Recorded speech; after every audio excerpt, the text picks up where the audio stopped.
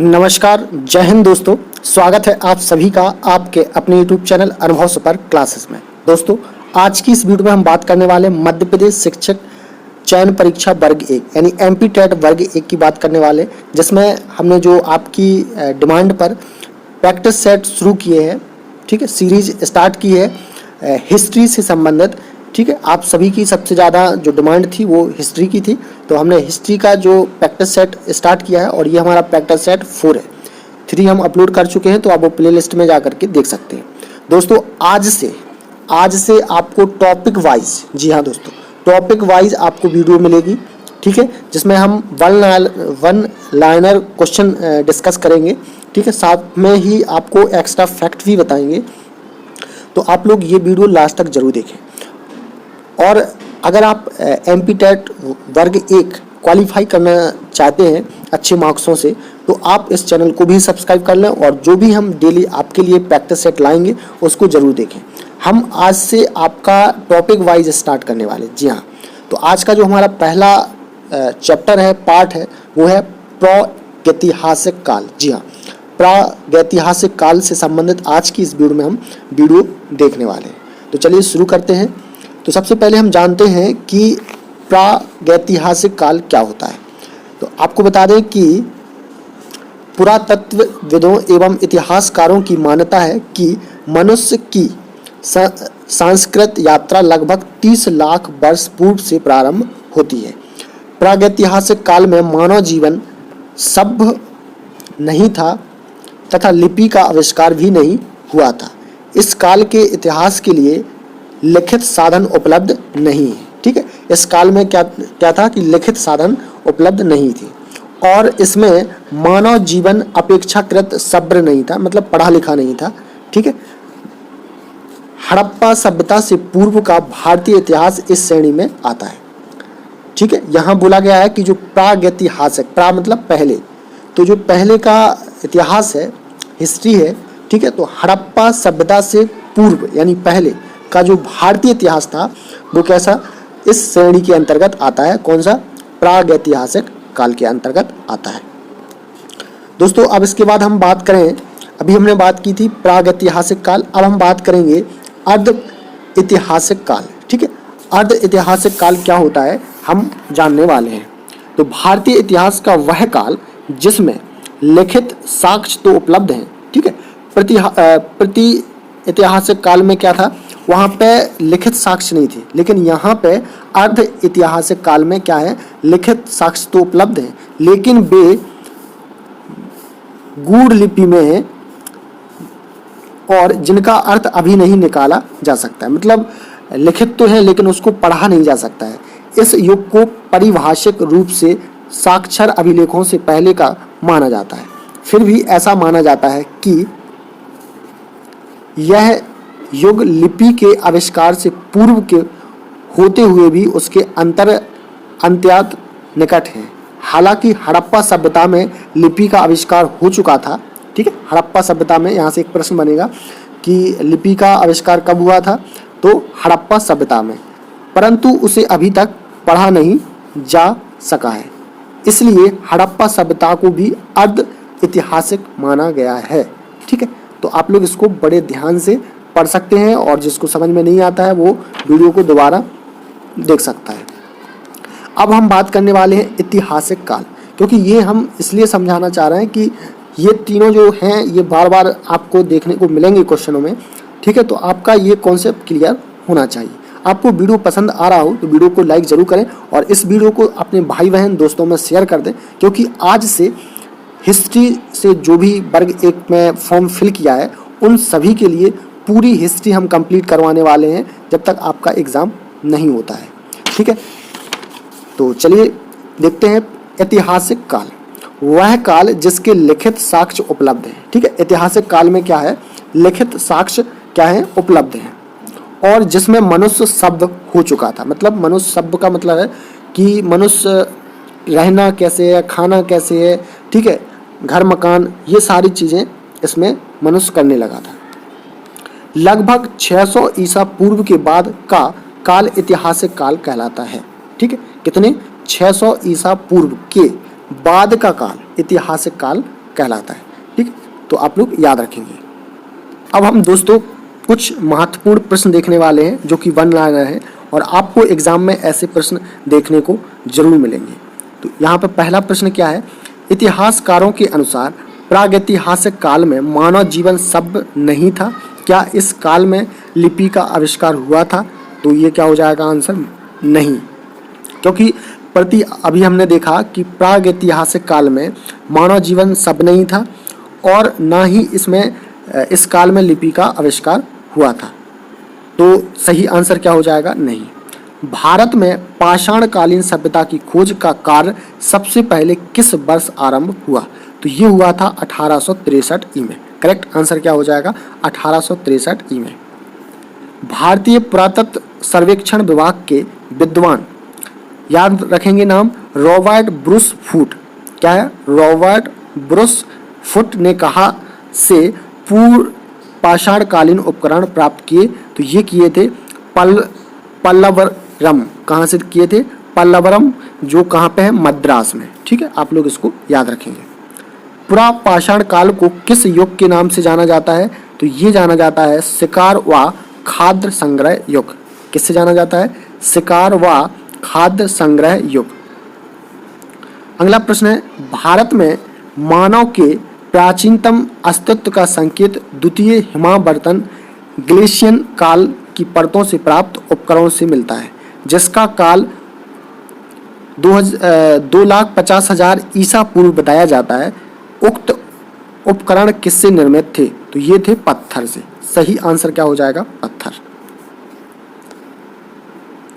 बोरी नामक स्थल की खुदाई से प्राप्त नवीनतम जानकारी के आधार पर मानव का अस्तित्व 14 लाख वर्ष पहले से माना जा सकता है। यह स्थल भारत के किस राज्य में स्थित है? तो ये है महाराष्ट्र में। करेक्ट आंसर क्या हो जाएगा, महाराष्ट्र। पुरा पाषाण काल युग को मानव द्वारा प्रयुक्त होने वाले हथियारों के स्वरूप और जलवायु में होने वाले परिवर्तन के आधार पर कितने वर्गों में बांटा जा सकता है? तो ये बांटा जा सकता है 3। करेक्ट आंसर क्या हो जाएगा, 3।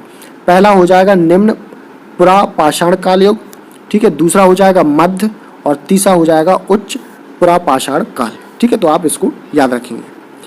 जुरैसिक काल का माना गया पूरी तरह तैयार वृक्षीय यानी कि जीवाश्म भारत के किस राज्य में पाया गया है? तो ये पाया गया है छत्तीसगढ़ में। सही आंसर क्या हो जाएगा, छत्तीसगढ़। किस संस्कृति को गडासा खंडक वाटिकाश्म संस्कृति के नाम से भी जाना जाता है? तो ये जाना जाता है सोहन संस्कृति। करेक्ट आंसर क्या हो जाएगा, सोहन संस्कृति।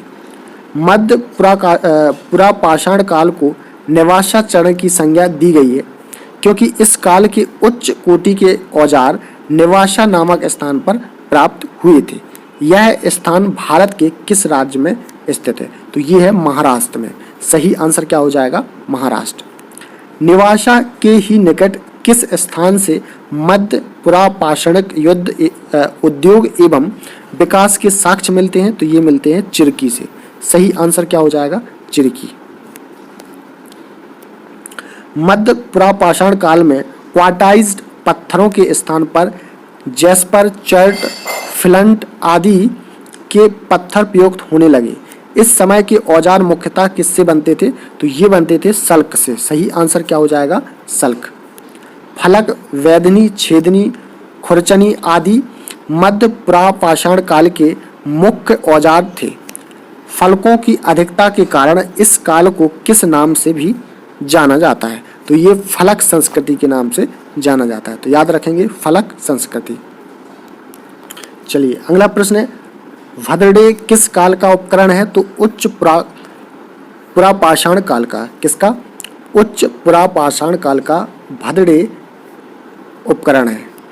किस घाटी सभ्यता के लोहंदा नाले से हड्डी की बनी मातृ देवी की मूर्ति मिली है? तो ये मिली है वेलन घाटी से। सही आंसर क्या हो जाएगा, वेलन घाटी। पटड़े से किस पक्षी के 3 अंड काबुकों पर आड़ी तिरछी रेखाओं से युक्त एक अलंकरण है?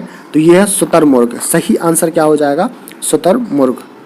अग्नि का आविष्कार सर्वप्रथम किन्होंने किया? तो ये किया था जावा मानव ने। वेरी मोस्ट इंपोर्टेंट प्रश्न है कि अग्नि यानी आग का आविष्कार सर्वप्रथम किन्होंने किया, तो ये किया था जावा मानव। सही आंसर क्या हो जाएगा, जावा मानव।